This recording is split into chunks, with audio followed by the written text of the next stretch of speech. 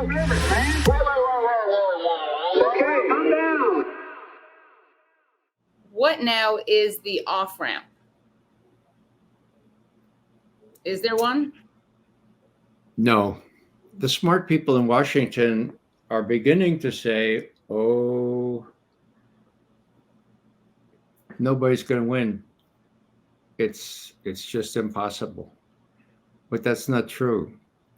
The Russians have been able to push back this celebrated counteroffensive by Ukraine that has been in progress for almost 2 months, with no progress toward reclaiming the land that the Ukrainians said they wanted to reclaim. Ukrainians are out of ammunition. Now, get this. President of the United States, 2 weeks ago, okay, he said, the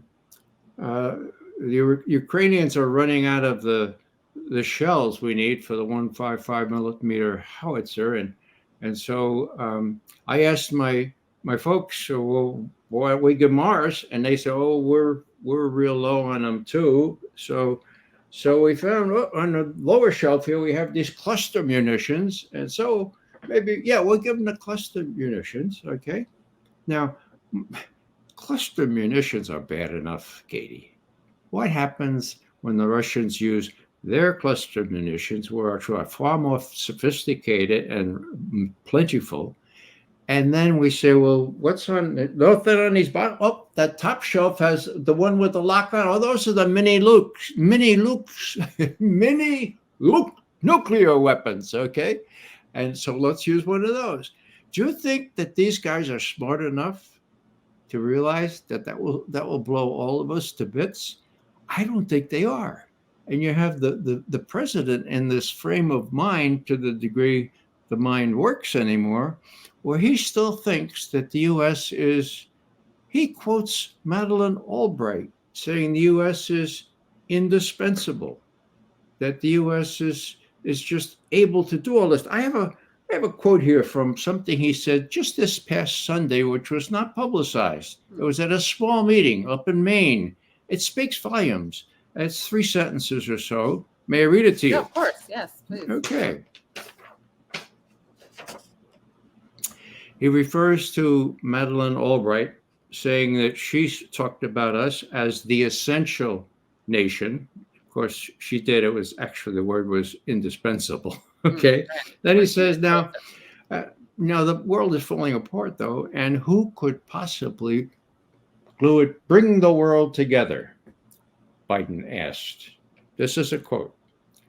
Not me, not poor humble Joe, but the President of the United States can. Who could do it unless the President of the United States does it? Who? What nation could do it? End quote. Then the commentator, who is a Democratic-leaning professor, says, his vision, the vision that Joe Biden has, reached back to 1940s and the post-war institutions that helped to rebuild Europe and create lasting alliances. Hey, Professor, that's all over. Hey, Professor, we're not only not indispensable anymore, we're not even exceptional, except for some of the things we resort to. So what I'm saying here is there's a lot of delusion here. There are a lot of people advising Biden who never wore a uniform, who don't know the first thing about war.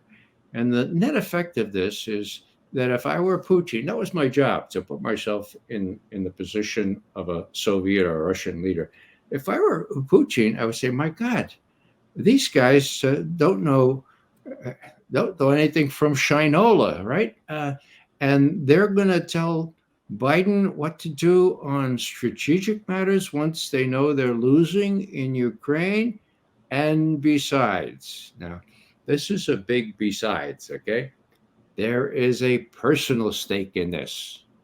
In a word, not only Blinken, who arranged for those 51 intelligence managers to lie about Hunter Biden's laptop, and it must have affected the election somewhat, I think. Not only Blinken, but Sullivan, who is responsible for all the pollution of information on the so-called Russian hack of the DNC, which never happened. But you have Biden and Hunter and father together taking bribes from the Ukrainians. Now, there's such a thing as called wag the dog. Mhm. It comes from a movie, Right. Robert De Niro. Yeah. Yeah, and who else? Dustin Yeah. Hoffman is in Yeah. there. Yeah, so a great movie. And what it is a kind of notional thing. A country they call Albania gets a nuclear weapon, or they say it has a nuclear weapon, and the president is caught 2 weeks before the election in a dalliance with some underage woman and his retinue. Okay, so he's got to figure out something. Okay, so they say Albania is planting a nuclear weapon and they've got it in the United States and blah, blah, blah, blah, blah. Okay. Takes all the attention away from his dalliance and I forget what happened. But Bill Clinton did the exact same thing when they caught him with Monica Lewinsky, right? Yeah. What did he do?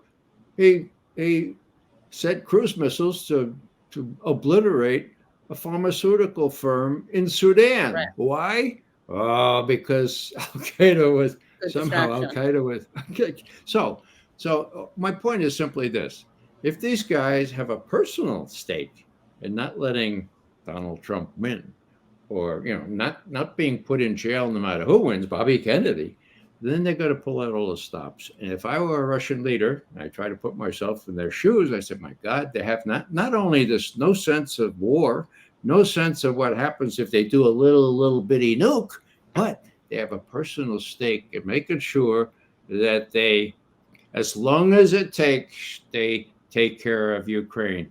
That's crazy because it's gonna fall apart far earlier than a year from now.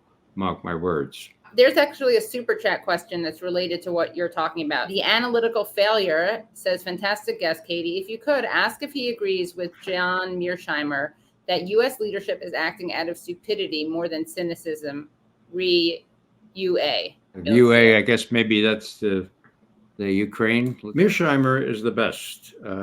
He's a professor of the realistic school of IR, which I'm told stands for international relations.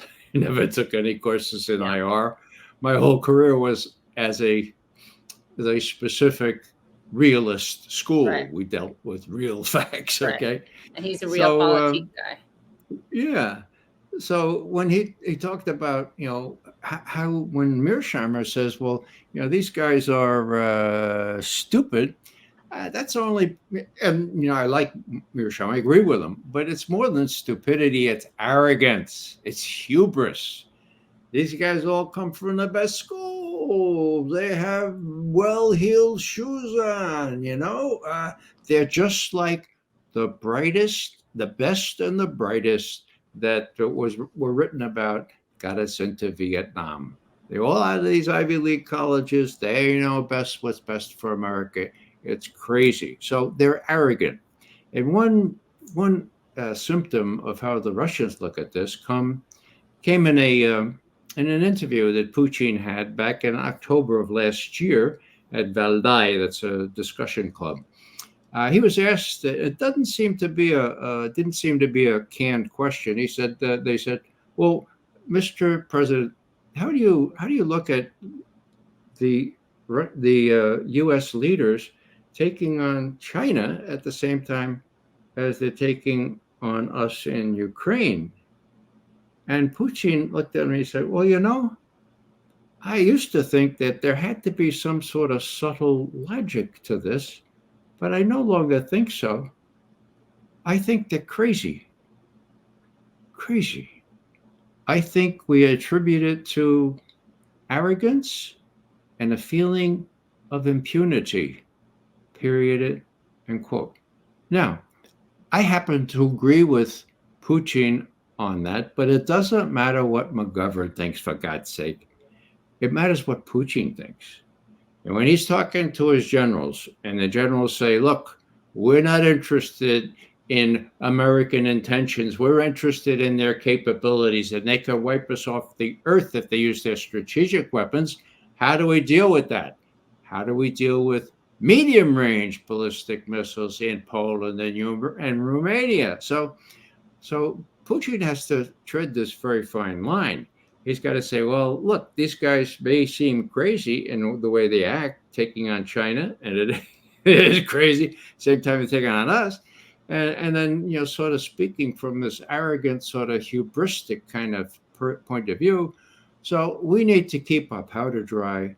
We need to have our forces on high alert, and we need to win. We need to win in Ukraine, because Ukraine is to us the same kind of existential threat that Cuba, the Soviet missiles in Cuba, were to President Kennedy.